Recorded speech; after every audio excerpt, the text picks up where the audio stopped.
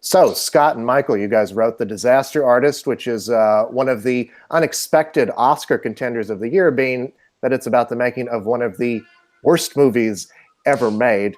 When you guys set out to write this, I mean, did you think, yes, this is major awards contender material? We definitely did not. We really never think about that anyway. But I think we're really drawn to this story, and we didn't set out to write a big fat comedy. So in that respect, it wasn't as surprising that people are taking it seriously. We knew that the subject and the source material and the people involved are sort of hilarious, and we tried to write the straight version of that story. Well, take us back to the beginning. What drew you guys to this story? Honestly, it was we related to these two guys, to Tommy and Greg, two outsiders who were desperate to break into the movie business. It wasn't that long ago. We were those two guys. Most days, we still kind of feel like those two guys. So for us, this was always less about inside baseball of Hollywood and more about a friendship. And the glue of that friendship was these two guys who believed in each other. No one else believed in them. Mm-hmm. It's also, I mean, you mentioned the fact that these two guys are trying to break into Hollywood. And I think one of the great qualities about this movie is how much love it has for the process of movie making. You know, I mean, obviously the film they're making is a turkey, but they jump at it with great enthusiasm and they truly believe in it. Can you talk a bit about that? Go ahead.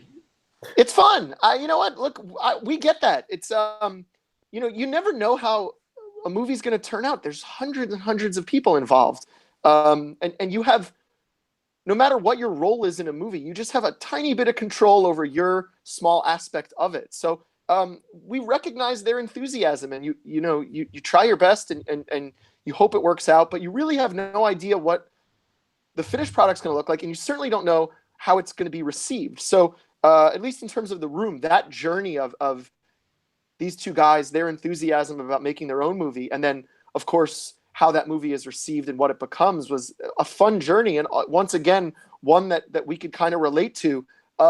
We should be so lucky, Scott and I, to write something that will be so lasting that 15 years from now, people will still be watching it. Mm-hmm. In adapting the book that was written by Greg Sestero, one of the stars of The Room, what were some of the challenges that you guys had in turning it into a workable screenplay?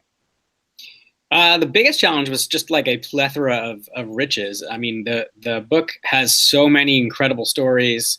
It is really hilarious, and we kind of had to make sure that it wasn't just for people who were familiar with the movie. I think we approached it very much, as Weber said, as the story of these two guys and their friendship, not as a story of, is the movie they're making going to turn out good, or any of that stuff. It's much more about, will this friendship of these two people that hopefully we're going to make you care about, will it survive this undertaking? And I think it's a really beautifully written book. Every other chapter kind of, if you're not familiar with it, the like odd chapters are all about Tommy and Greg and their life, but the even chapters are all about the making of the movie. And our approach to adapting the script was to take the even chapters and put them aside, focus only on the odd chapters, and then when we got to production, we could cherry pick the best material from the production chapters. And that way, it wasn't a movie about movie making; it was a movie about people who just happened to make a movie.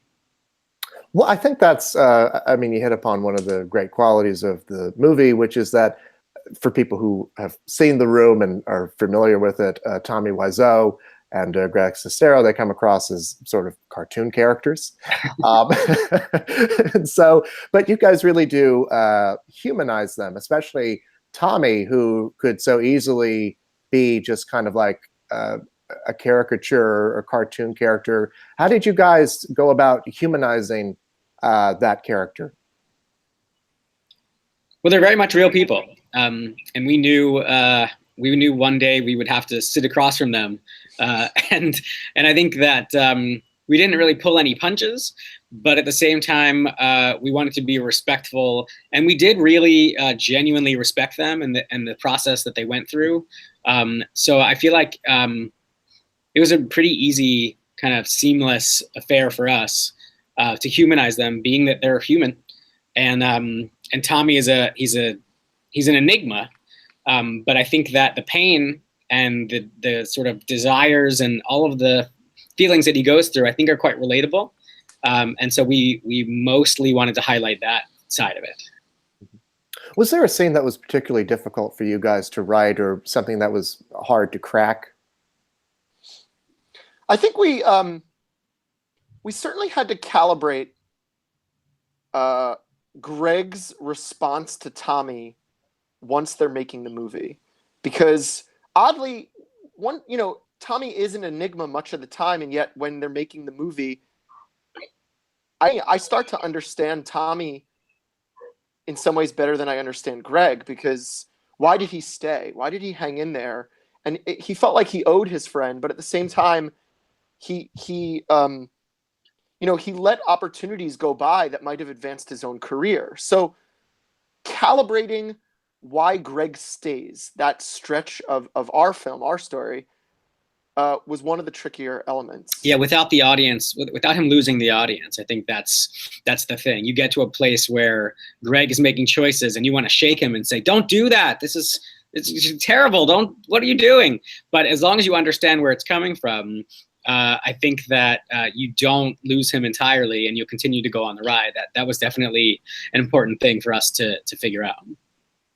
Well, how did you figure that out? I mean, what was the breakthrough moment for you in that? I think we initially followed the book more closely, and in the book, Tommy was financially supporting Greg, and we sort of played around with some of that, and then realized we kind of didn't really need that. I mean, it really, at the end of the day, was still mostly about his loyalty in terms of the friendship. So to us, sometimes the benefit of multiple drafts is just the ability to experiment a little and sort of modulate levels and see what feels right and what tracks. And so I think it was only by doing it and trying some things that we ultimately landed in what we have now, which felt like the sweet spot. Mm-hmm. You guys have written a number of scripts together, most famously 500 Days of Summer. What is your guys' working relationship like? I mean, how do you guys divide up the work? How do you improve on each other? What do you give each other that the other one doesn't have? What's that relationship like? We've been friends since '99. We never really thought that this was going to be a career. We still don't. I'm still surprised every day. 500 was a series of emails, for example, that we were sending to each other. I was in England and he was in New York. They didn't become scenes until we hit upon kind of like the way to tell that story, and the process that we went through then continues to this day, which is basically we talk a lot on the phone in the beginning. Those phone calls get transcribed into emails. The emails sometimes go through many different back and forth iterations until they become an outline, and it gets so detailed that we get to a place where we can basically divide up. You take the first three, I'll take the next three. Let's send them back and forth. We still don't live in the same city. We don't need to see each other. We never do the. This is the most amount we've ever looked at each other. We do not Skype. We do not Skype. As you could tell by my technical difficulties, we do not use technology. I nailed it on the first try. I just want to say. You're also on a real computer. I'm in a hotel room, but the nice thing is when this started for us and we didn't really know what we were doing, we were both in New York, but we didn't write in the same room then. Scott was on the Upper West Side and I was on the Lower East Side. So from the very start, the way we learned how to work together, it didn't really matter where we were as long as we had the ability to email each other and occasionally get on the phone. So in some ways, our process has not changed from when we first thought, oh, let's give this a shot back in like 2001. one of us could go into orbit. As long as there's Wi-Fi, we could probably keep working together.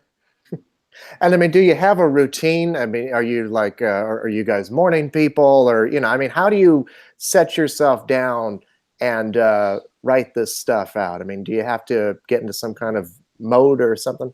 It used to be that you had 3 hours on me, so I'd wake up to stuff.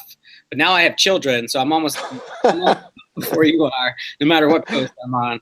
So but the process is sort of the same all the time. I mean, we wake up and we go to our computers and we just, either there's something to read and work on, or there's a scene that we haven't yet written from the outline that we're going to work on. And I park myself at a coffee shop. I think he parks himself at a tea shop also. And we just email back and forth is what we do. Yeah, I always say, like, every project in some ways starts as just a conversation between the two of us. And even when we're writing it, it's still like an ongoing conversation. The funny thing is, now that The Disaster Artist is out in theaters and we're talking to you about it and other people, it's really just branches of the same conversation we first started having 3+ years ago, 4 years ago, where we're talking about friendships and going after your dreams and all that. Like, it's an extension of the same dialogue that from the very beginning led to an outline that led to writing of the scenes, and is how we talk about it now. Mm-hmm. I wanted to talk about James Franco. At what point did he come on board, and what was working with him like, both as actor and director? He sent us the book. So James had acquired the rights to the book and sent it to Seth Rogen. Those guys, all of them, sent it to us. We'd never met any of them. James as a director, though, is phenomenal. He really, besides just putting his performance aside, which is its own thing, as the director, he really walked the line perfectly of, he was protective of the script, yet at the same time allowed people to sort of explore their roles a little bit and get comfortable and make it their own. But he was as protective of our words as we would be, and in some cases more so. And the other important thing was that we kind of all wanted the same movie. We all saw it the same way from the very beginning. Doesn't always happen. We don't direct. We write stuff, and directors are often hired, and we just kind of cross our fingers and hope that they want to make the same movie that we wanted to make.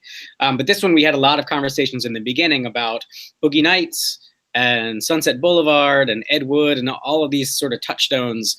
And we were, thrilled that they had the exact same touchstones we had. And so that is always when the process goes the best.